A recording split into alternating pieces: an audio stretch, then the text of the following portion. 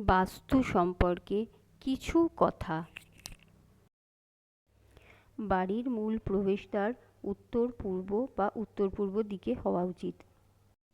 দরজার সামনে জুতো রাখা বা নোংরা ফেলা উচিত নয়। শোয়ার ঘরে আয়না বা টিভি কখনোই বিছানার বিপরীতে রাখা উচিত নয়।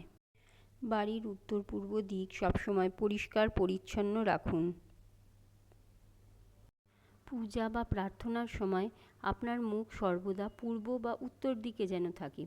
সর্বদা কলের জল যেন পড়ে না যায়, এতে আর্থিক ক্ষতি হয়।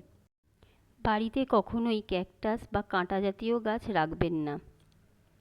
মানি প্ল্যান্ট, তুলসী ইত্যাদি গাছ বাস্তুর জন্য ভালো। নিয়মিত কর্পূর জ্বালান, এতে নেগেটিভ শক্তি দূর হবে। বাড়ির কোণগুলিকে পরিষ্কার রাখুন, ঈশান কোণে বাথরুম রাখবেন না। লবণ জলে ঘর মুছলে বাস্তুদোষ দূর হয়। বাড়িতে পর্যাপ্ত আলো ও বাতাস চলাচল নিশ্চিত করুন, এতে বাড়িতে পজিটিভ শক্তির প্রবাহ বজায় থাকে।